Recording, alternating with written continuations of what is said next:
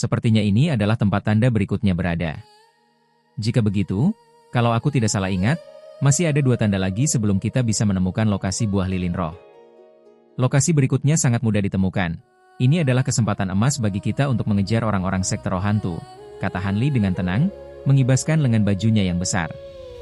Gumpalan cahaya putih melesat keluar dari lengan bajunya, mendarat beberapa tombak di depan Han Li. Itu adalah kereta pengendali angin. Naiklah ke kereta ini. Selanjutnya kita akan mempercepat pengejaran. Kecepatan terbangmu terlalu lambat. Hanya dengan kecepatan terbang beberapa kali lipat, baru mungkin mengejar mereka, perintah Han Li pada Ziling dengan nada yang tidak bisa dibantah. Mempercepat beberapa kali lipat? Retakan spasial di lembah dalam ini banyaknya tak terhitung. Bukankah itu terlalu berbahaya? Ziling terkejut, wajahnya agak berubah. Aku melakukan ini tentu karena aku punya keyakinan tersendiri. Lagi pula, demi mendapatkan buah roh itu, apakah Nona Ziling tidak berani mengambil sedikit risiko? Han Li mengangkat sudut mulutnya sedikit, berbicara dengan senyum yang menyiratkan sesuatu.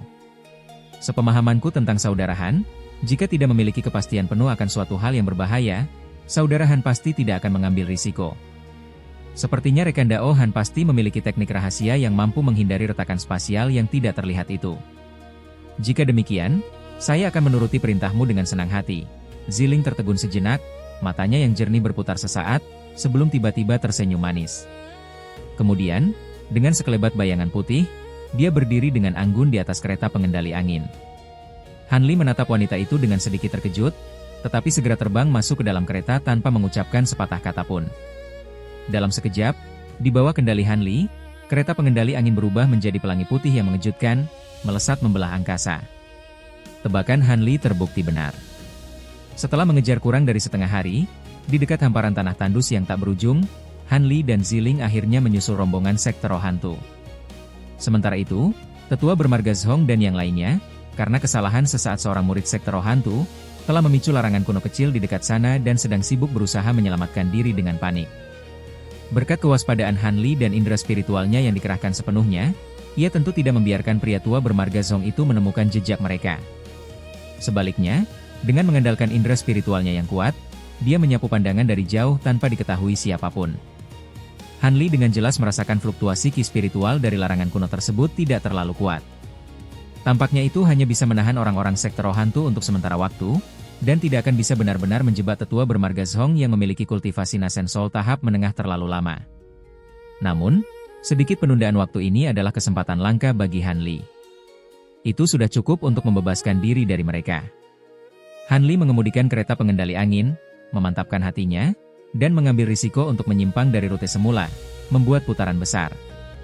Tidak lama kemudian, setelah menghindari beberapa retakan spasial di tengah jalan, Han Li akhirnya meninggalkan orang-orang sekte roh hantu jauh di belakang dan membawa Ziling mendekati pegunungan yang tampak hijau dan asri.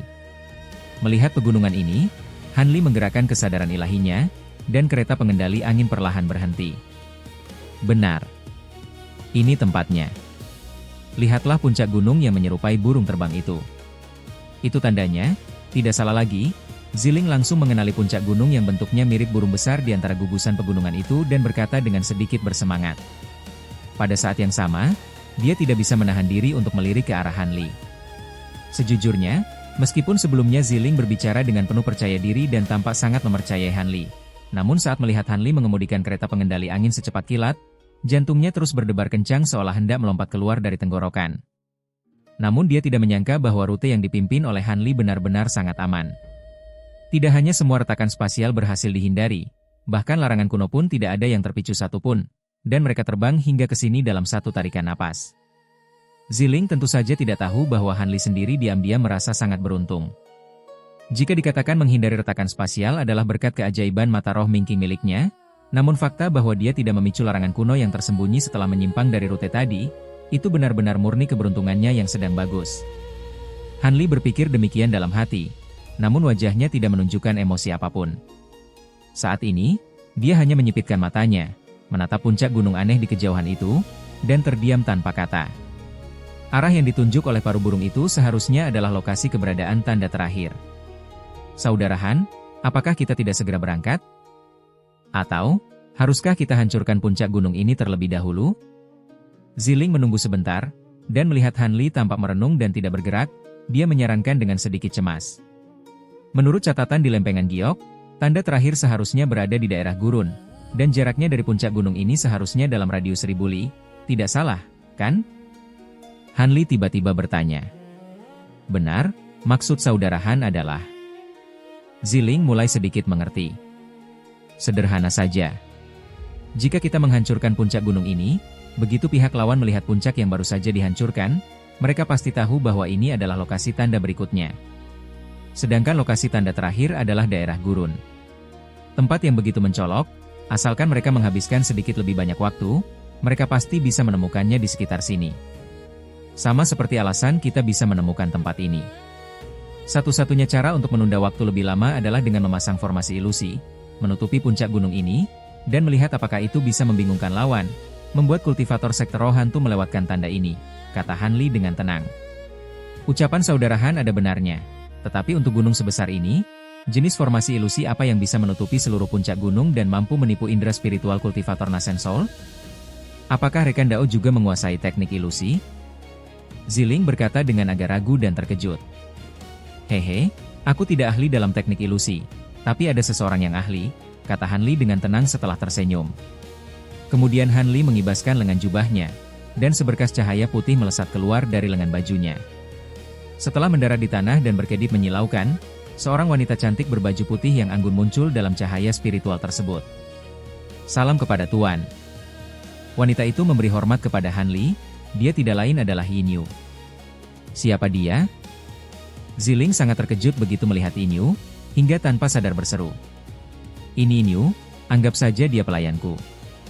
Yin Yu, apakah kau punya cara untuk memasang formasi ilusi dalam waktu singkat untuk menutupi puncak gunung itu? Han Li menjelaskan sedikit dengan nada datar, lalu menunjuk ke puncak gunung di dekatnya dan bertanya tentang masalah formasi ilusi. Jika ada beberapa set peralatan formasi ilusi milik Tuan, ditambah dengan bantuan teknik ilusi hamba, menutupi gunung ini dengan sihir bukanlah hal yang mustahil. Namun, apakah efektivitas formasi ilusi ini pasti bisa menipu indera spiritual kultivator tingkat Nasen Soul? Hamba tidak bisa memastikannya. Terlebih lagi, teknik ilusi hamba bukanlah larangan formasi sihir yang sesungguhnya, jadi hanya bisa bertahan selama 2 hari. Setelah itu, akan bubar dengan sendirinya, kata Yin Yu dengan hormat. Baik, lakukan saja. Lakukan semampumu. Waktu 2 hari sudah cukup. Han Li berpikir sejenak, lalu memutuskan dalam hatinya. Dia menepuk kantong penyimpanan di pinggangnya, dan 2 set peralatan formasi muncul di tangannya dengan memancarkan berbagai warna cahaya spiritual. Han Li menyerahkannya begitu saja kepada wanita cantik itu. Baik. Tuan. Yin Yu menerima peralatan formasi itu dan langsung menyanggupinya. Saat ini, Han Li melihat ke arah puncak gunung berbentuk burung di dekatnya. Cahaya dingin melintas di matanya, tiba-tiba dia menggosokkan kedua tangannya, lalu mengangkat satu tangannya. Sebuah ki pedang berwarna hijau sepanjang lebih dari 10 tombak melesat keluar dari telapak tangannya bagaikan seekor naga banjir. Setelah berputar mengelilingi puncak gunung itu 1 kali, pedang itu mengeluarkan dengungan panjang dan melesat kembali, menghilang ke dalam tubuh Han Li dalam sekejap. Sementara itu, puncak gunung berbentuk burung tersebut tiba-tiba mengeluarkan suara berdengung. Terlihat bagian kepala burung dan kedua sayap gunung tersebut runtuh dan ambruk dalam sekejap mata. Puncak gunung itu seketika berubah menjadi tampak tidak ada bedanya dengan puncak gunung biasa. Ziling menatap dengan pandangan agak kosong. Meskipun dia tahu bahwa kesaktian Han Li saat ini sama sekali bukan sesuatu yang bisa dia tebak sebagai seorang kultivator pembentukan inti, tetapi melihat kekuatan sebesar itu hanya dengan ki pedang tanpa mengeluarkan harta pusaka yang sebenarnya, wanita ini benar-benar terkejut. Meskipun sebelumnya sering mendengar orang berkata betapa hebatnya Han Li, kultivator Nasen Soul yang baru naik tingkat ini, yang hampir merupakan eksistensi di bawah 3 kultivator besar. Namun Ziling sebenarnya selalu agak kurang percaya. Bagaimanapun juga, Han Li sebelumnya hanyalah kultivator pembentukan inti yang setara dengannya. Baru berapa lama dia naik ke tingkat Nasen Soul, bagaimana mungkin dia bisa langsung memiliki reputasi sebesar itu?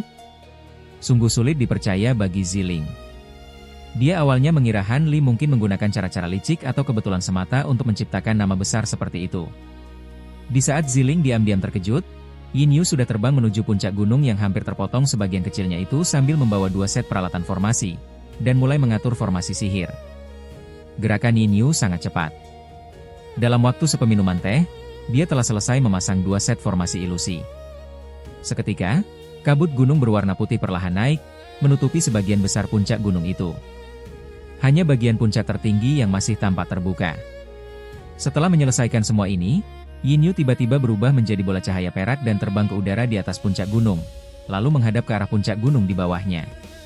Tiba-tiba dia membuka mulut kecilnya, dan kabut merah muda dalam jumlah besar menyembur keluar dari mulutnya. Kabut merah muda ini segera menjadi tidak terlihat dan tidak berwujud begitu keluar dari mulutnya, namun Yin Yu masih terus menyemburkannya tanpa henti. Tidak lama kemudian, pemandangan yang menakjubkan muncul. Seluruh area di sekitar puncak gunung tiba-tiba berdistorsi dan berubah bentuk. Puncak gunung itu seketika menghilang tanpa jejak dari pandangan, digantikan oleh hutan lebat yang muncul di tempat asalnya. Melihat ini, Han Li mengangguk puas. Entah berapa ratus ribu li jauhnya, di sebuah aula bawah tanah sedalam ratusan tombak, Nan Longhou dan Lu Weiying sedang duduk bersila di sudut aula. Mereka mendesak harta pusaka mereka untuk menyerang dengan ganas perisai cahaya emas yang sudah menyusut menjadi lapisan tipis namun semakin menyilaukan mata.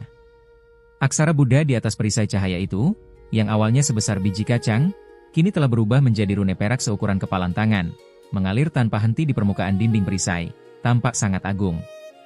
Di luar perisai emas, seekor naga angin putih, seberkas pelangi emas yang mengejutkan, 2 ekor ular piton es biru, dan sebuah cincin raksasa berwarna hijau zamrud sedang menyerang permukaan perisai cahaya itu tanpa henti. Setiap serangan membuat perisai cahaya ini sedikit bergetar, dengan cahaya spiritual yang berkedip-kedip kacau. Wajah Nan Longhou dan pria tua bermarga Lu saat ini agak pucat, tidak ada rona darah sedikit pun. Ini tidak mengherankan, siapapun yang menguras mana siang dan malam tanpa henti, bahkan tidak segan-segan menghabiskan esensi murni untuk memacu harta pusaka, pasti akan menjadi seperti ini. 2 orang yang sudah memaki-maki formasi Vajra Sumeru kecil yang tidak wajar ini dalam hati mereka, bisa dibilang sudah bertaruh nyawa demi menghancurkan formasi sihir sekte Buddha ini. Meskipun sekarang vitalitas kedua orang itu sudah sangat rusak, tetapi perisai Vajra ini juga sudah sampai pada titik penghabisan. Jelas sewaktu-waktu lapisan terakhir ini bisa dihancurkan. Ini membuat kedua orang yang diam-diam mengeluh itu akhirnya bisa bertahan dengan menggertakkan gigi. Di tengah suara ledakan serangan yang bergemuruh, entah berapa lama kemudian, tiba-tiba terdengar suara ledakan raksasa yang mengguncang langit, diikuti oleh suara gembira yang luar biasa dari pria tua itu. Hancur. Sudah hancur. Akhirnya usaha keras kita berdua tidak sia-sia. Terlihat pria tua yang semula duduk bersila itu langsung berdiri, berteriak dengan wajah penuh kegembiraan. Di dekat meja persembahan di seberang sana, perisai cahaya emas yang telah menghalangi mereka selama hampir 2 hari, kini telah musnah tak berbekas. Mantra-mantra yang berkedip samar di dinding sekeliling juga seketika menghilang dan bersembunyi. Nan Longhou yang duduk bersila di sudut lain terlihat memiliki raut wajah yang sangat buruk, tetapi matanya juga memancarkan kegembiraan yang luar biasa. Tatapan mata mereka berdua kemudian secara bersamaan jatuh pada obat-obatan spiritual, mangkuk bundar, dan harta karun lainnya yang telah kehilangan perlindungan dan kini terpampang sepenuhnya di depan mata mereka. Meskipun kedua orang ini sangat licik dan berpengalaman, detak jantung mereka pun tiba-tiba menjadi lebih cepat untuk sesaat. Markuis Nanlong dan pria tua bermarga Lu menatap meja persembahan, lalu tanpa sadar saling pandang. Pada saat yang sama, mereka melihat kewaspadaan mendalam di mata satu sama lain. Meskipun mereka memiliki sedikit persahabatan di masa lalu, di hadapan harta karun berharga yang sudah terpampang di depan mata, persahabatan itu tentu saja lenyap bagaikan asap. Setelah keduanya terdiam beberapa saat, pria tua itu tertawa kecil dan berbicara lebih dulu. Rekan Dao Nanlong, apa yang kau dan aku pikirkan, kita berdua sama-sama tahu. Meskipun kultivasi saya sebelumnya sedikit di bawah rekan Dao, namun saudara Nanlong pernah terluka parah di dataran Mulan, jadi sekarang kultivasi kita bisa dianggap setara. Ada begitu banyak tanaman obat spiritual di sini, sebaiknya kita tidak memiliki pemikiran lain dan membaginya dengan jujur serta adil. Agar kita tidak berakhir saling membinasakan. Apa yang dikatakan saudara Lu sangat benar. Markuis ini juga berpikir demikian. Namun, kita bagi rata tanaman obatnya, tapi untuk harta karun, aku hanya menginginkan mangkuk bundar itu. Sisa barang lainnya menjadi milik saudara Lu. Bagaimana menurut rekan Dao? Markuis Nanlong melirik sekilas ke arah mangkuk bundar yang sangat mencolok di atas meja persembahan itu, lalu menjawab demikian. Mangkuk bundar? Baiklah, mari kita bagi seperti itu. Saya sekarang hanya ingin melangkah lebih jauh dalam kultivasi dan memperpanjang umur sedikit lagi. Harta benda duniawi ini tidak terlalu kupentingkan, Wajah pria tua bermarga Lu sedikit berubah, namun setelah berpikir sejenak, ia secara mengejutkan langsung menyetujuinya. Markuis Nanlong awalnya tertegun, namun kemudian sangat gembira dalam hatinya. Ia awalnya mengira akan butuh banyak usaha untuk meyakinkan pihak lain agar menyerahkan harta tersebut, tak disangka pria tua itu melepaskannya dengan begitu mudah. Namun karena berhati-hati, ia kembali mengamati Lu Weiying beberapa kali. Tetapi ekspresi Lu Weiying tampak tenang, tidak ada sedikit pun keanehan yang muncul. Bahkan saat melihat keraguan Markuis Nanlong, ia tiba-tiba tersenyum dan berkata, "Kenapa? Mungkinkah saudara Nanlong berubah pikiran dan berniat menyerahkan harta ini kepada saya?" Markuis Nanlong terdiam, matanya berkedip beberapa kali, dan tidak segera menjawab pertanyaan itu. Setelah beberapa saat, Markuis Nanlong yang tidak melihat adanya ketidakberesan akhirnya tertawa lepas dan menjawab dengan wajah berseri, "Saudara Lu bercanda." Karena rekan Dao sudah berkata demikian, maka Markuis ini tidak akan sungkan lagi. "Kita bertindak bersama, kau ambil 3 harta karun dan jimat di atas mangkuk bundar itu. Aku akan mengambil mangkuknya. Setelah itu baru kita bagi tanaman obatnya, bagaimana?" Sesuai perkataan saudara Nanlong. Pria tua bermarga Lu tidak ragu sedikit pun dan langsung menyetujuinya. Markuis Nanlong mengangguk puas. Segera, keduanya bertindak hampir bersamaan. Pria tua itu mengibaskan lengan bajunya ke arah meja persembahan, dan seberkas cahaya putih langsung menyapu ke arah 3 artefak sihir dan beberapa lembar jimat giok itu. Sementara Markuis Nanlong dengan hati-hati membuka mulutnya, dan gumpalan cahaya emas melesat keluar menuju mangkuk bundar tersebut. Segalanya berjalan sangat lancar. Di bawah sapuan cahaya putih Lu Weiying, harta karun dan jimat itu tersapu tanpa perlawanan sedikit pun. Kemudian, gumpalan cahaya emas itu menyelimuti mangkuk bundar tersebut, membungkusnya, dan terbang kembali ke arah Markuis Nanlong. Ketika mangkuk bundar itu melayang ringan ke tangan Markuis Nanlong, ia tidak bisa menahan diri untuk tidak menunjukkan ekspresi gembira. Sementara pria tua di seberangnya menundukkan kepala melihat 3 harta karun di tangannya dengan wajah tanpa ekspresi. Melihat mangkuk bundar di tangannya yang tertutup rapat tanpa celah sedikit pun, tiba-tiba senyum di wajah Markuis Nanlong menghilang. Ia membalik telapak tangannya dan dengan kecepatan kilat menepuk tutup mangkuk bundar itu. Seketika, selembar jimat kuning tertempel di atasnya. "Saudara Nanlong, apa maksudmu ini?" Lu Weiying melihat pemandangan ini, wajahnya berubah drastis, dan bertanya dengan kaget bercampur marah. "Apa maksudku? Saudara Lu, apakah kau benar-benar mengira aku tidak bisa melihat bahwa 3 harta karun dan jimat milikmu itu adalah artefak yang digunakan oleh kultivator kuno untuk menekan dan menyegel mangkuk bundar ini? Meskipun aku tidak tahu apa yang ada di dalam mangkuk, benda ini pastilah sebuah harta kuno tingkat atas, dan hal yang dilarang di dalamnya pasti bukan hal sepele. Namun, jika saudara Lu berharap Markuis ini akan membukanya dengan gegabah, kau akan sangat kecewa. Tanpa kepastian 100%, Markuis ini tidak akan melakukan hal sebodoh itu," kata Markuis Nanlong dengan ekspresi aneh di wajahnya, sementara tangannya terus menepuk tanpa henti. Ia menempelkan 5 atau 6 lembar jimat berbagai warna sekaligus ke mangkuk bundar itu. "Hehe. Tak kusangka Lu yang bersikap rendah hati sesaat malah membuat saudara Nanlong salah paham. Tapi, saya juga tidak ingin menjelaskan apapun. Mari kita bagi tanaman obatnya, lalu segera tinggalkan tempat ini." Entah mengapa, Lu tidak ingin berlama-lama di sini. Ekspresi pria tua bermarga Lu kembali normal dalam sekejap mata, dan berkata dengan datar, "HMPH. Sesuai kata-kata saudara Lu. Buah Tianyuan yang bisa memperpanjang umur itu kita bagi rata. Sisa tanaman obat lainnya kita pilih satu persatu," kata Markuis Nanlong sambil mencibir. Kemudian, satu tangannya memegang mangkuk bundar, sementara tangan lainnya dengan tidak sungkan mencengkeram ke arah udara kosong menuju beberapa buah tianyuan di atas meja persembahan. Seketika, sebuah tangan cahaya emas berukuran sekitar 1 kaki muncul di atas meja persembahan, lalu menyambar ke bawah.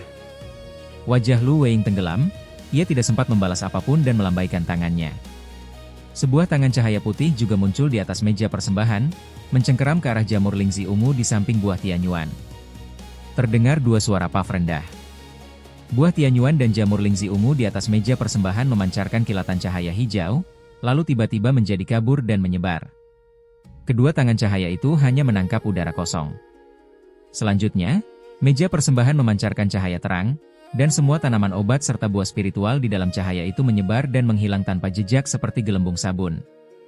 Markuis Nanlong dan Lu Weiying ternganga kaget melihat pemandangan ini. Tepat pada saat itu, Mangkuk bundar yang dipegang Marquis Nanlong mengalami perubahan aneh.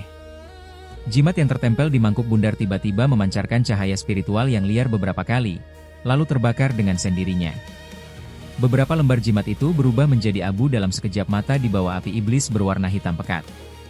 Marquis Nanlong, yang sedang sangat kaget dan marah karena tanaman obat yang lenyap begitu saja, merasakan sesuatu dan sedikit menoleh. Ia melihat kondisi mangkuk bundar di tangannya, dan wajahnya langsung menjadi pucat pasi. Tanpa berpikir panjang, cahaya emas melintas di tangan lainnya, dan selembar jimat emas yang agak rusak muncul di antara jari-jarinya, lalu ia tepukan dengan keras ke arah mangkuk bundar tersebut. Namun tindakan itu jelas agak terlambat. Tutup mangkuk bundar yang awalnya disegel rapat itu meledak ke langit dengan suara dentuman keras.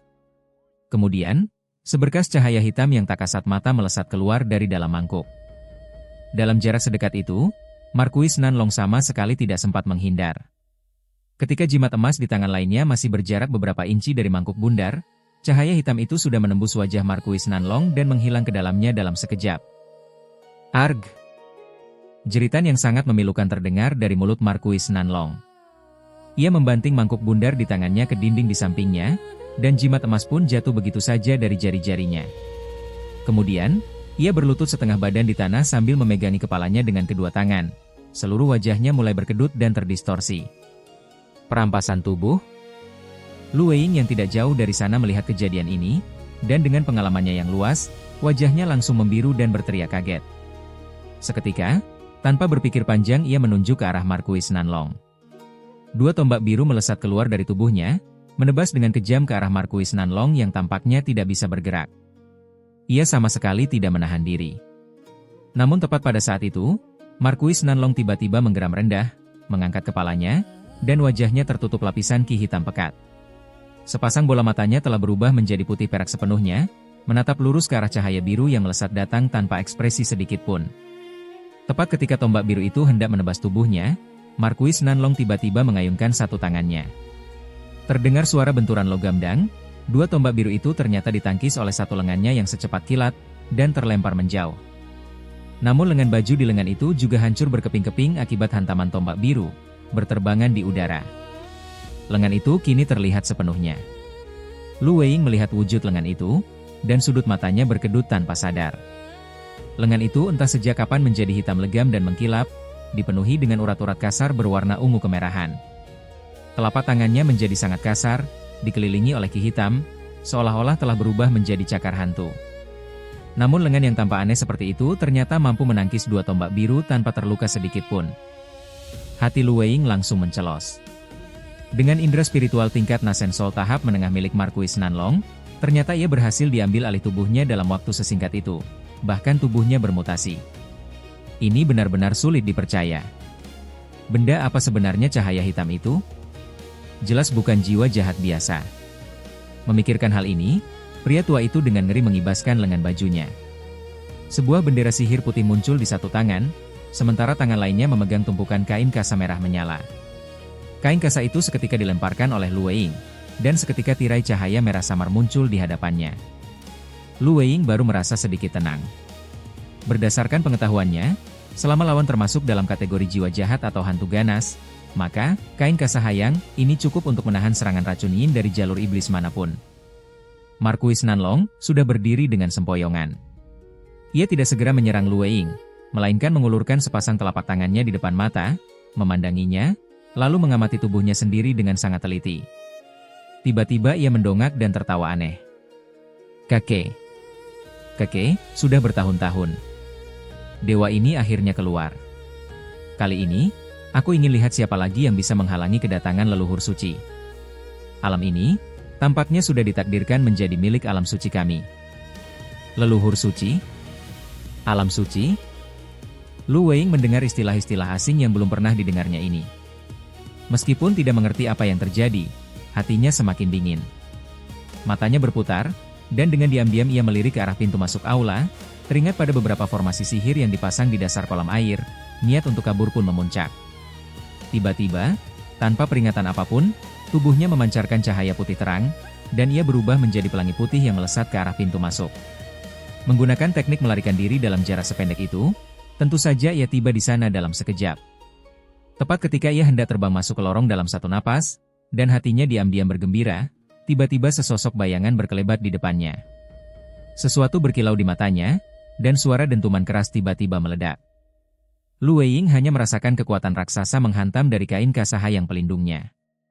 Tubuhnya yang sedang terbang melesat dipukul mundur oleh kekuatan yang tak tertahankan itu, terlempar kembali seperti karung rusak, menghantam dinding batu di seberang dengan keras, dan tertanam ke dalam dinding sedalam beberapa kaki.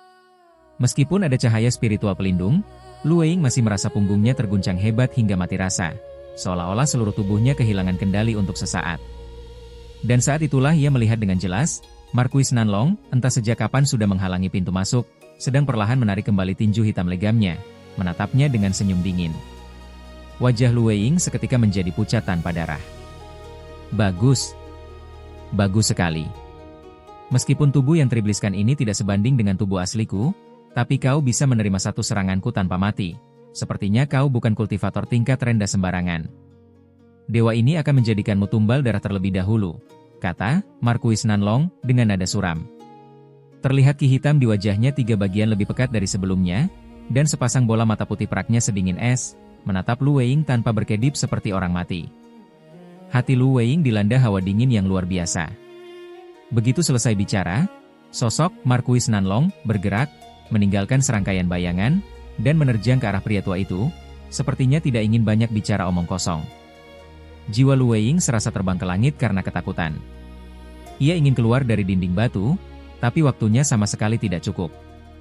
Gerakan lawan terlalu cepat, hampir seketika sudah sampai di hadapannya seperti hantu, dan sebuah cakar yang dililit ki hitam sudah menusuk lurus ke arah kepalanya. Dalam kepanikan yang luar biasa, pria tua itu memantapkan hatinya. Cahaya putih berkedip di seluruh tubuhnya, dan ia menyalurkan seluruh kekuatan sihirnya dalam satu napas ke dalam kain kasa merah menyala itu. Seketika, tirai cahaya merah di depannya meledak setinggi setengah kaki. Cakar hitam itu menusuk dengan kejam di bawah tatapan tanpa ekspresi Marquis Nanlong. Terdengar suara aneh ZZZT, tirai cahaya itu menyilaukan mata. Di tengah ketegangan Lu Weiying, cakar hantu itu akhirnya berhenti setelah menembus tirai cahaya sedalam satu kaki. Lu Weiying menghela napas lega melihat ini, sedikit rona merah kembali ke wajahnya. Cahaya spiritual di tubuhnya berkedip lagi, ia hendak menggerakkan cahaya pelindung tubuh untuk mendobrak keluar dari dinding batu yang dilarang sekeras besi ini. Di hadapannya, sudut mulut Marquis Nanlong sedikit terangkat, menunjukkan ekspresi mencemooh. Suara dentuman keras terdengar. Lengan lain Marquis Nanlong mengayun dan menghantam tirai cahaya merah. Cahaya spiritual yang baru saja dilepaskan Lu Weiying keluar dari tubuhnya, di bawah guncangan itu, entah mengapa langsung hancur sebagian besar. Pria tua itu tertegun. Sebelum ia mengerti apa maksud lawan, lengan Marquis Nanlong yang menembus tirai cahaya tiba-tiba ditarik, lalu dengan kecepatan kilat melayangkan tinju yang sama. Tirai cahaya kembali bergetar. Sisa cahaya pelindung tubuh pria tua itu juga hancur bersih di bawah serangan ini. Pada saat yang sama, tubuhnya tenggelam, kembali tertanam beberapa inci ke dalam dinding batu. Gawat! Lu Weiying melihat pemandangan ini dan akhirnya teringat sesuatu. Wajahnya berubah drastis. Ia buru-buru mengibaskan bendera sihir putih di tangannya, ingin melepaskan harta itu. Tetapi, Marquis Nanlong mengayunkan kedua tinjunya, dengan tidak terburu-buru memukul satu demi satu. Sama sekali tidak memberi kesempatan pria tua itu untuk melepaskan bendera sihir. Setiap pukulan tepat menghancurkan ki spiritual yang baru saja disalurkan Lu Weiying setengah jalan ke dalam bendera, memaksanya bubar, dan pukulannya semakin cepat, tenaganya semakin besar. Suara gemuruh terdengar terus-menerus. Dalam ketakutan, pria tua itu ingin menggunakan teknik rahasia lainnya, tetapi sama halnya, kekuatan sihir yang baru terkumpul setengah langsung dipukul bubar. Ia sama sekali tidak bisa mengumpulkan kekuatan sihir. Dengan demikian, Lu Weiying yang memiliki kekuatan sihir dan kemampuan luar biasa, ternyata terperangkap hidup-hidup di dinding batu tanpa bisa berbuat apa-apa, hanya bisa melihat tanpa daya tirai cahaya merah di depannya menipis sedikit demi sedikit, wajahnya menunjukkan keputusasaan. Wajah pria tua bermarga Lu itu pucat mengerikan. Setelah bertatapan lagi dengan mata perak dingin, Marquis Nanlong, ia semakin menggigil ketakutan. Tidak diragukan lagi, jika ini terus berlanjut sampai akhir, harta karunnya pasti akan hancur, dan tubuhnya akan dipukul menjadi bubur daging. Memikirkan hal ini, pria tua itu mengertakkan gigi. Tiba-tiba ia berteriak keras. Cahaya putih berkedip di ubun-ubunnya, dan Nasensol yang wajahnya sangat mirip dengan pria tua itu tiba-tiba muncul di sana. Wajah Nasensol itu tampak panik, tetapi kedua tangannya memeluk erat sebuah pedang kecil berwarna biru. Hampir bersamaan dengan itu, terdengar suara retakan dari tirai cahaya yang dibentuk oleh harta kuno kain Kasahayang. Keraguan terakhir Nasensol itu pun lenyap tanpa jejak. Ia menghentakkan kakinya dengan keras, dan Nasensol itu menghilang dari tempatnya, detik berikutnya langsung muncul di pintu masuk. Kemudian Nasensol itu hendak mengendarai pedang untuk melarikan diri ke dalam lorong. Namun tepat pada saat ini, pemandangan aneh terjadi. Marquis Nanlong masih membelakangi pintu masuk dan sepertinya belum bereaksi, tetapi jubah di punggungnya tiba-tiba meledak, memperlihatkan punggungnya yang membungkuk. Di sana muncul sebuah wajah hantu yang persis sama dengan pintu kutukan darah, matanya tertutup rapat, benar-benar ada di sana, persis seperti aslinya. Wajah hantu ini tiba-tiba membuka matanya, memperlihatkan bola mata putih perak yang sama. Bersamaan dengan itu, mulutnya terbuka, sesosok bayangan ungu berkedip, seolah-olah ada sesuatu yang disemprotkan dari mulutnya. Saat itu Nasensol pria tua itu baru saja melempar pedang terbang di pelukannya, hendak menyatukan tubuh dengan harta sihir vital itu untuk kabur sekuat tenaga, namun telinganya seolah mendengar suara angin. Kemudian ia merasakan panas di otaknya, sesuatu tiba-tiba melesat keluar dari antara alisnya, dan menjulur keluar cukup panjang. Nasensol itu hanya menatap kosong pada benda panjang di antara kedua matanya. Sesaat kemudian, jeritan melengking terdengar, lalu ia seketika kehilangan seluruh tenaganya, jatuh dari udara ke tanah dan tidak bergerak lagi. Saat ini, jika ada kultivator lain di dekat situ, mereka bisa melihat benda panjang berwarna ungu setebal ibu jari, menjulur dari mulut wajah hantu itu, memanjang hingga ke belakang kepala Nasensol, lalu menembus keluar dari antara alisnya sepanjang 1 kaki. Kelihatannya, ini seperti lidah wajah hantu tersebut. Tapi panjangnya yang luar biasa sungguh sangat aneh. Melihat Nasensol itu jatuh ke tanah, wajah hantu itu menyeringai ganas. Lidah panjangnya menyusut, mulut besarnya terbuka, dan langsung menggulung Nasensol pria tua itu ke dalam mulutnya, mengunyahnya beberapa kali lalu langsung menelannya. Kemudian wajah hantu itu baru menunjukkan ekspresi puas dan perlahan menutup matanya. Saat ini, Marquis Nanlong akhirnya berbalik. Ia menatap pedang kecil biru yang kehilangan tuannya tanpa ekspresi, kilatan kejam melintas di matanya. Ia mencengkeram dengan tangan terbalik, langsung merobek jantung dari tubuh fisik Lu Weiying. Lalu dengan remasan ringan, jantung itu berubah menjadi kabut darah yang memenuhi udara. Kehidupan tubuh fisik itu pun putus seketika. Setelah melakukan semua ini, Marquis Nanlong baru menyapu pandangannya ke seluruh tempat tanpa ekspresi, lalu berubah menjadi gumpalan ki hitam, terbang masuk ke dalam lorong. Sesaat kemudian, ia muncul di dasar kolam air. Setelah mendongak melihat beberapa formasi sihir yang tidak ada yang mengendalikan, seringai dingin muncul di wajahnya, dan ia langsung terbang menembus langit menuju permukaan kolam. Sewaktu meminum secawan teh kemudian, sosok Marquis Nanlong muncul di atas sebuah gunung batu, melayang di ketinggian ratusan tombak di atas gunung tersebut, memandang ke sekeliling. Terbang setinggi itu tentu saja memicu larangan lembah iblis jatuh. Tak terhitung banyaknya petir merah darah jatuh terus-menerus dari langit, semuanya menargetkan orang ini. Namun, petir-petir ini belum sempat mendekati Marquis Nanlong dalam jarak 1 tombak. Semuanya tiba-tiba berbelok arah dan melewatinya, membiarkannya tetap aman dan tak tergoyahkan di tengah badai petir tersebut. Marquis Nanlong mengamati lingkungan sekitar cukup lama, akhirnya mengenali arah.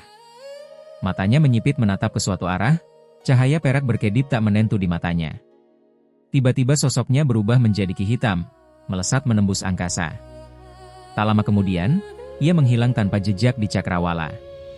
Sementara itu di dalam cekungan, ketua sekte roh hantu, Wei Wuya, dan yang lainnya sedang berdiri di tepi altar, mendongak menatap tangga yang hampir tak berujung dengan wajah penuh kekaguman. Seharusnya mereka sudah tiba di tempat ini sejak lama, namun ketika mendekati altar dalam jarak 10 li, larangan berskala besar mulai muncul. Mereka harus mematahkan larangan ini untuk bisa terus maju. Akibat penundaan ini, tentu saja memakan waktu lebih dari setengah hari lagi. Rombongan mereka baru sampai di lokasi altar. Sekarang setelah dekat, mereka baru bisa melihat dengan jelas bahwa meskipun altar ini terlihat sangat megah dan besar, entah sudah berapa lama dibangun. Tidak hanya tangganya dipenuhi berbagai rumput liar, tetapi beberapa tempat juga sudah mulai rusak termakan cuaca. Ayo! Asal sampai ke puncak altar, kita bisa menemukan jejak Taman Ling Miao dan memikirkan cara untuk masuk. Menurut sisa jiwa itu, pintu masuk Taman Ling Miao ada di tempat ini, Ketua sektor roh hantu akhirnya mendesak setelah mengamati dengan teliti cukup lama. Kemudian ia maju beberapa langkah, memimpin untuk menaiki altar. Namun segera, ketua sektor roh hantu tidak bisa menahan diri untuk tidak mengumpat keras. Membuat orang lain tertegun. Semuanya hati-hati. Masih ada larangan lain di tangga ini. Sepertinya mendaki ke puncak altar bukanlah hal yang mudah, kata ketua sektor roh hantu dengan menggertakkan gigi karena kesal, sambil menatap tangga yang hampir tak terlihat ujungnya itu, sementara cahaya kuning muncul di sekelilingnya. Wei Wuya mendengar perkataan ini, alisnya sedikit berkerut. Meskipun ia tidak peduli dengan larangan apapun, tapi dengan begini, waktu tempuh rombongan mereka ke puncak altar terpaksa harus tertunda lagi. Ini membuat Wei Wuya merasa sangat tidak berdaya. Sebenarnya bukan hanya Wei Wuya, wajah orang lain juga tidak jauh lebih baik. Setelah mengetahui keberadaan Taman Ling Miao, orang-orang ini sudah memusatkan pikiran mereka ke sana, dan merasa sangat tidak sabar dengan berbagai larangan yang muncul belakangan ini. Ayo jalan. Wang Tiangu menghela napas, lalu segera mengikuti menaiki tangga. Cahaya kuning berkedip di dekatnya, dan ia tiba-tiba merasa tubuhnya tenggelam. Kedua bahunya seketika terasa seberat 1000 kati. Saat ini, orang-orang lainnya juga melangkah ke tangga dan mengalami hal yang sama. Di antara mereka, tubuh Wei Wuya tidak bergerak sedikit pun, seolah tidak peduli sama sekali. Sedangkan 3 murid sektor roh hantu tingkat pembentukan inti, tubuh mereka gemetar beberapa kali, wajah mereka menjadi pucat. Rombongan itu perlahan mendaki ke arah puncak altar. Inikah buah lilin roh? Han Li berada di sebuah oasis yang tertutup oleh larangan, menatap danau hijau di depannya, bergumam pelan. Di luar larangan adalah warna kuning tanah yang tak berujung, sebuah gurun raksasa seluas puluhan ribu li. Benar, ini pasti buah itu. Baik bentuk maupun tanda yang ditunjuk, semuanya sesuai dengan benda spiritual ini. Ziling berdiri sekitar 1 tombak di samping Han Li, berkata dengan wajah gembira, sepasang mata indahnya berbinar menatap danau hijau di depan tanpa berkedip. Di tengah danau air yang berjarak 100 tombak di depan mereka, ada sepetak kecil lumpur yang menyembul dari permukaan air. Di sana tumbuh sebatang rumput spiritual yang hijau segar. Rumput ini tingginya beberapa kaki, dipenuhi daun lonjong seukuran ibu jari, dan di bagian paling atas rumput ini, tumbuh 4 buah aneh secara menyendiri. Buah-buah ini seluruhnya merah menyala, ramping di atas dan lebar di bawah. Bagian puncaknya memancarkan cahaya merah lemah, sangat mirip dengan lilin merah yang menyala di atas tempat lilin, dan juga memancarkan aroma obat yang pekat. Han Li dalam hatinya juga yakin bahwa benda ini adalah buah lilin roh. Mendengar Ziling berkata demikian, ia hanya tersenyum tipis. Aku akan ke sana sekarang untuk memetik buah ini. Agar tidak terjadi masalah jika ditunda, Ziling menarik napas dalam-dalam, memutar kepalanya yang cantik, dan menyarankan kepada Han Li. Tidak perlu terburu-buru. Rumput spiritual ini telah tumbuh di sini selama bertahun-tahun, tidak mungkin tidak ada yang menjaganya. Jika tidak, meski di luar ada formasi ilusi yang menutupi, buah roh ini pasti sudah lama dilahap oleh binatang kuno lainnya. Han Li juga merasa bersemangat dalam hatinya.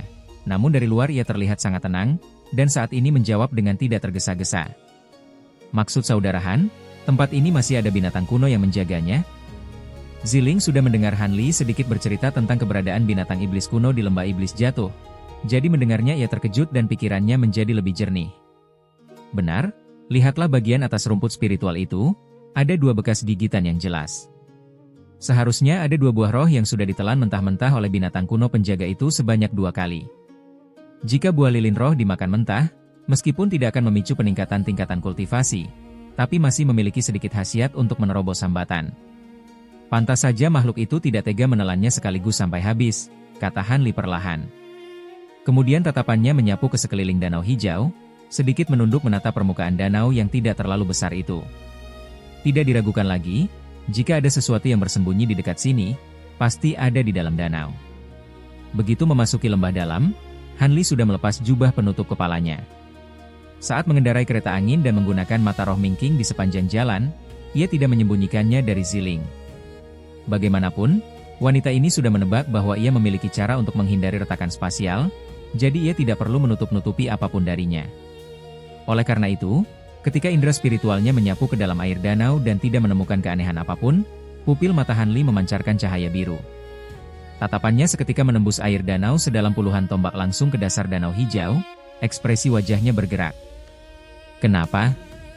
Saudara Han menemukan sesuatu? Ziling yang selalu memperhatikan ekspresi Hanli dengan cermat, mengangkat alis indahnya dan bertanya dengan dahi sedikit berkerut. Kau mundurlah sedikit. Binatang kuno penjaga ini sepertinya agak merepotkan, mungkin aku harus menggunakan beberapa cara untuk membereskannya. Ekspresi Hanli kembali normal dalam sekejap mata, ia menoleh dan berkata datar kepada Ziling. Binatang kuno di danau ini ternyata punya cara untuk menghindari pelacakan indera spiritualnya. Hanli tentu saja menilainya lebih tinggi. Kalau begitu, aku merepotkan saudara Han. Ziling tahu kultivasinya rendah dan hanya akan menjadi beban jika tetap berada di sisi Hanli, jadi ia menyetujuinya dengan sadar diri. Segera ia terbang mundur 30 atau 40 tombak, baru menghentikan cahaya terbangnya dan melayang diam di udara.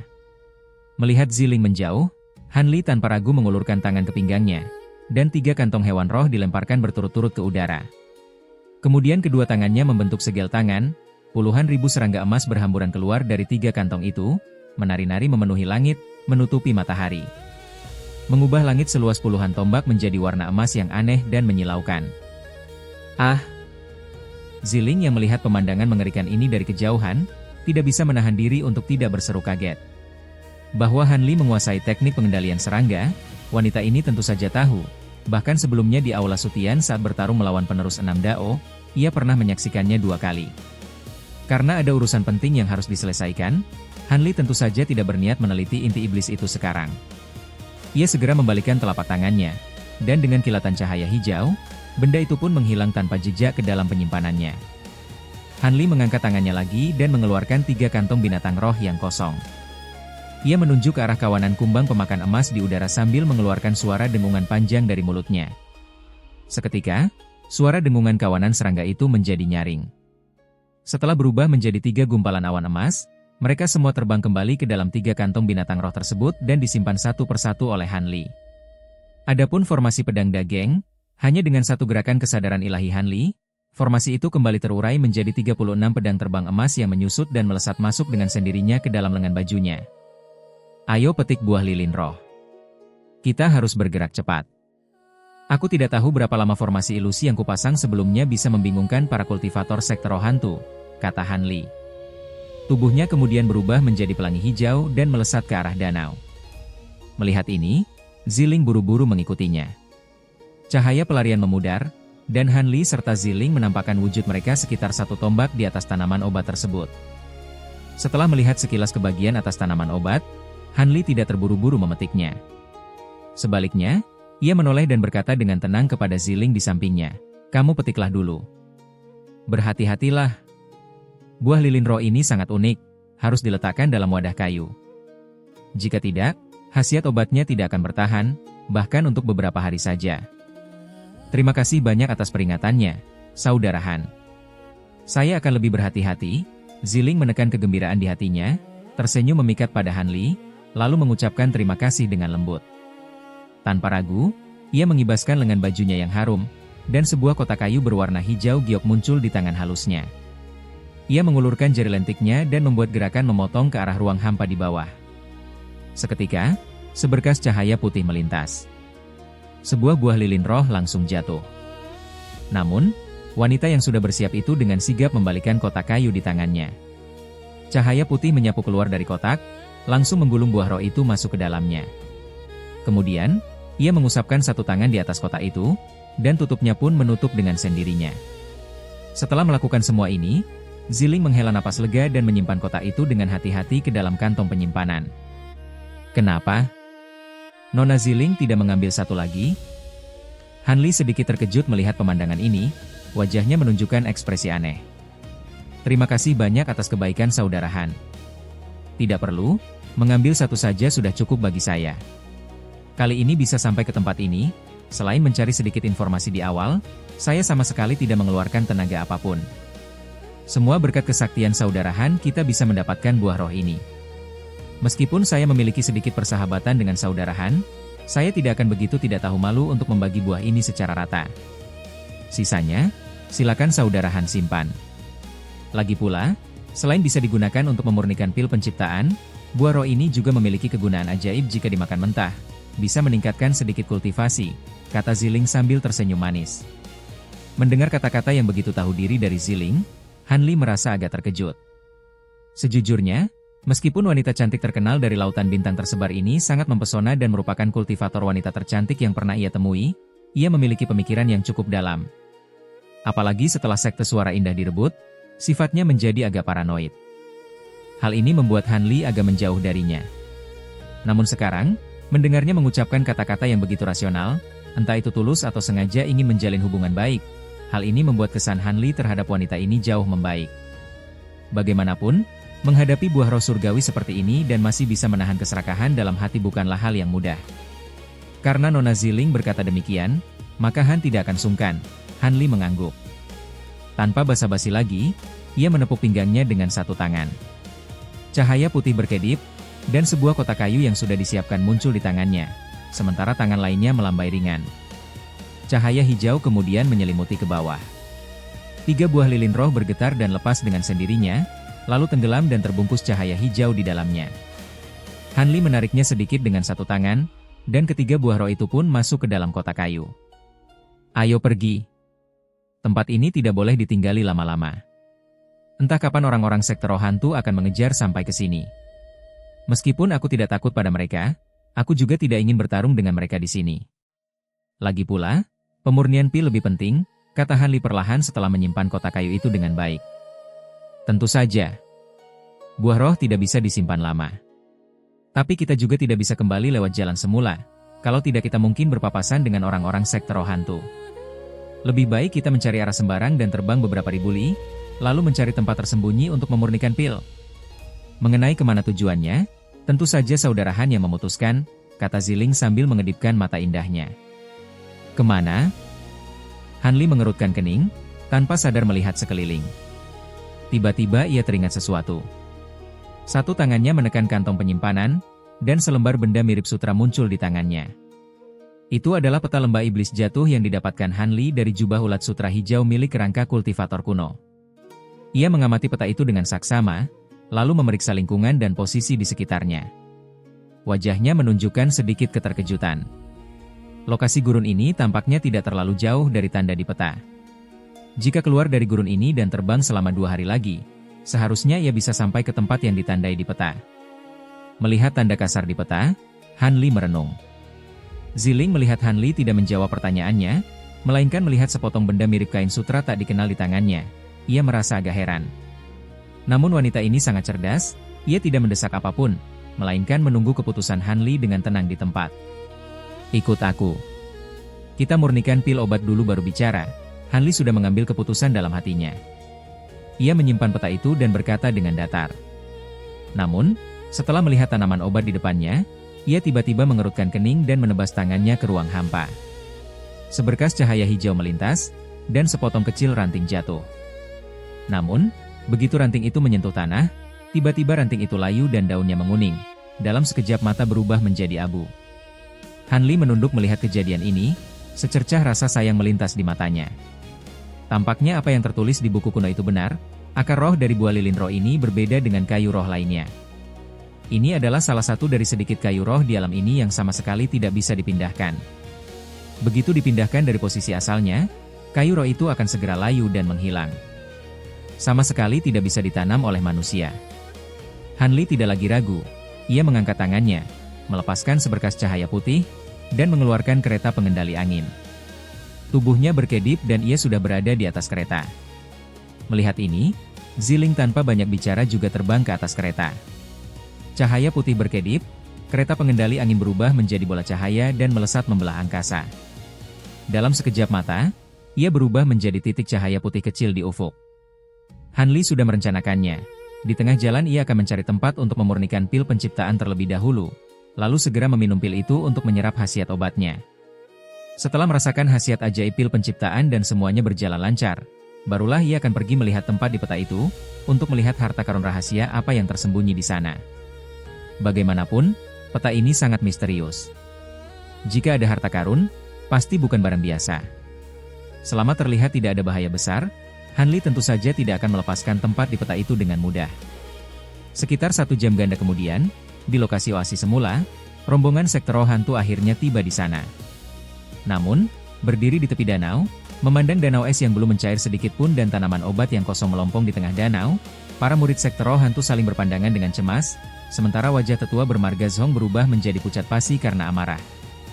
Saat ini, Han Li sudah berada 1000 li jauhnya, sedang melesat menuju tempat yang ditandai di peta. Tidak lama kemudian, keduanya keluar dari daerah gurun, dan di hadapan mereka muncul dataran tinggi berwarna kuning kehijauan dengan ketinggian yang bervariasi. Melihat medan seperti ini muncul, Han Li hanya bisa menghela napas. Sudut lembah iblis jatuh ini ternyata mencakup hampir segalanya, seolah-olah seluruh medan di dunia ada di dalamnya. Sungguh hal yang luar biasa. Entah apakah medan seperti ini terbentuk secara alami di lembah iblis jatuh, atau terbentuk setelah kultivator zaman kuno menggunakan kesaktian besar mereka. Setelah setengah hari berlalu, Han Li mengendarai kereta pengendali angin sampai ke daerah perbukitan dan pegunungan. Memandang puncak-puncak gunung yang tidak terlalu tinggi ini, Han Li langsung masuk ratusan li ke dalam pegunungan, akhirnya menemukan sebuah bukit kecil yang tampak biasa, dan menghentikan keretanya. "Rekan Dao Ziling, di sini saja. Kau dan aku akan memurnikan pil secara terpisah. Aku sudah memindai tempat ini dengan indera spiritual. Seharusnya tidak ada larangan kuno dan retakan spasial, daerah sekitar sini cukup aman," kata Han Li dengan tenang kepada Ziling, melayang di udara rendah dekat kaki bukit. "Terima kasih banyak, Saudara Han." Kalau begitu Ziling undur diri dulu. Ziling mengamati sekeliling sebentar, lalu segera menjawab sambil tersenyum. Kemudian tubuhnya berubah menjadi pelangi yang mengejutkan, melesat cepat ke arah puncak bukit lain di dekatnya. Tampaknya ia bersiap membuka ruang rahasia sendiri untuk memurnikan pil obat. Melihat wanita itu menghilang ke dalam bukit kecil itu, Han Li baru menarik pandangannya. Tubuhnya bergoyang dan ia melesat keluar dari kereta terbang, berdiri beberapa tombak jauhnya di samping kereta pengendali angin. Kedua tangannya membentuk segel, ia melambaikan tangan ke arah kereta itu. Kereta pengendali angin itu menyusut dengan cepat dan langsung disimpan ke dalam lengan bajunya. Barulah kemudian Han Li berubah menjadi pelangi hijau, langsung menuju bagian tengah bukit kecil di depannya. Sesaat kemudian, di bawah kendali Han Li yang mengarahkan puluhan pedang terbang untuk memotong batu gunung secara bersamaan, sebuah gua tempat tinggal sederhana muncul di depan mata. Han Li memasang sebuah formasi sihir kecil di mulut gua, lalu berjalan masuk ke dalam gua tanpa ekspresi. Demi kehati-hatian, ia sengaja mengeluarkan 7 atau 8 boneka tingkat pembentukan inti untuk berjaga di balik pintu gua, guna mencegah terjadinya hal tak terduga. Dengan begini, Han Li baru bisa masuk ke dalam ruang rahasia dengan tenang. Ia melemparkan kantong penyimpanan ke udara. Di bawah kendali indera spiritual, berbagai bahan pendukung pil penciptaan yang sudah disiapkan sebelumnya tertuang keluar dalam cahaya putih. Terakhir, Han Li mengeluarkan kotak kayu berisi buah lilin roh dan sebuah kuali kecil berwarna hijau antik, membiarkannya melayang perlahan di depannya. Han Li menyipitkan matanya memindai barang-barang ini, menarik napas dalam-dalam, dan duduk bersila di tempat. Meskipun ini pertama kalinya Han Li memurnikan pil penciptaan, dengan kemampuan pemurnian pil yang hampir setingkat Grandmaster, ia tentu saja sangat percaya diri. Terlebih lagi, untuk perjalanan ke lembah iblis jatuh ini, Han Li telah bersiap dengan sangat matang. Baik buah lilin roh sebagai bahan utama maupun bahan pendukung lainnya, ia telah menyiapkan banyak porsi. Bahkan jika gagal beberapa kali pun, itu bukan masalah. Mengenai apakah Ziling bisa menggunakan satu buah lilin roh itu untuk memurnikan pil penciptaan, Han Li tidak terlalu tahu, karena wanita itu belum pernah menunjukkan kemampuan alkimianya di hadapannya. Namun karena wanita itu hanya mengambil satu buah roh, pastilah ia memiliki keyakinan tertentu. Berpikir demikian dalam hati, Han Li menatap kuali kecil yang berputar di depannya tanpa berkedip. Tiba-tiba ia membuka mulutnya, dan seberkas api hijau menyembur dari mulutnya, berputar mengelilingi kuali kecil itu, lalu dengan suara "puci", api itu membungkus kuali tersebut dan mulai membakar dengan hebat. Sesaat kemudian, kuali kecil hijau itu berkilauan di dalam api nasen, memancarkan hawa panas yang menyengat. Seluruh ruang rahasia mulai bergelombang oleh gelombang panas, dan suhu meningkat drastis. Secercah cahaya dingin melintas di mata Han Li. Ia mengangkat tangannya, dan sebuah teknik sihir ditembakkan ke arah kuali kecil itu. Terdengar suara "pu" pelan, seberkas cahaya hijau melesat dari kuali ke langit-langit. Ternyata tutup kuali itu terbang dengan sendirinya, berputar sekali, lalu melayang diam di atas kuali kecil. Melihat ini, Han Li dengan cepat menunjuk ke sebuah kotak gio persegi di lantai di depannya. Tutup kotak itu tiba-tiba menghilang tanpa suara, memperlihatkan benda berbentuk umbi hitam legam di dalamnya, berukuran beberapa inci, agak pipih dan bulat. Han Li menatap benda itu sejenak, lalu mengulurkan tangan memanggil ke ruang hampa. Seketika, Benda seperti umbi itu terbang keluar dari kotak giok dan berhenti di udara sekitar 1 tombak dari tanah. Hanli menjentikan jarinya dengan tenang. Cahaya hijau melintas, dan bagian 1/5 dari umbi itu jatuh tanpa suara. Lengan bajunya kemudian berkibar, cahaya hijau melesat dari ujung lengan baju, menggulung bagian yang jatuh itu dan melemparkannya ke dalam kuali kecil.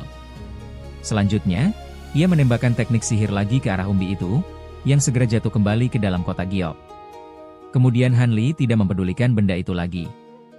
Ia menggunakan sihir untuk membuka kotak kayu panjang lainnya, memperlihatkan sebatang tanaman obat tak dikenal yang hijau segar. Dengan cara yang sama, ia menggunakan cahaya pedang untuk memotong sebagian kecil dan memasukkannya ke dalam kuali. Begitulah seterusnya, Hanli mengikuti resep pil, memilih berbagai bahan di depannya dan memasukkan sebagian ke dalam kuali. Akhirnya, ia mengambil 1 buah lilin roh. Cahaya pedang hijau melintas, membelahnya menjadi 4 bagian. Ia mengambil 1 bagian dan memasukkannya ke dalam kuali. Hanli baru kemudian menunjuk ringan ke arah tutup kuali yang melayang diam. Tutup kuali itu jatuh lurus ke bawah, menutup kuali kecil itu dengan rapat. Hanli menghela napas lega. Ia membuka mulutnya lagi, api nasen berwarna hijau menyembur keluar. Seketika api hijau membesar, dan suhu di dalam ruangan melonjak tinggi lagi. Saat ini, menatap kuali kecil di dalam api, 10 jari Hanli menari tanpa henti. 1 demi 1 teknik sihir terus ditembakkan, semuanya menghantam kuali kecil itu tanpa ada yang terlewat. Tidak lama kemudian, suara guntur mulai terdengar dari dalam kuali kecil, dan suaranya semakin lama semakin keras. Melihat ini, Hanli mengangkat alisnya. Kecepatan tangannya dalam membentuk segel berubah, tiba-tiba menjadi cepat dan lambat silih berganti. Suara guntur di dalam kuali juga naik turun, terdengar sangat aneh. Wajah Hanli saat ini tampak kaku, namun cahaya biru berkedip-kedip tak menentu di matanya, seolah-olah ia bisa melihat langsung menembus dinding kuali untuk mengamati kondisi pil obat di dalamnya. Ia tampak tanpa kesedihan maupun kegembiraan.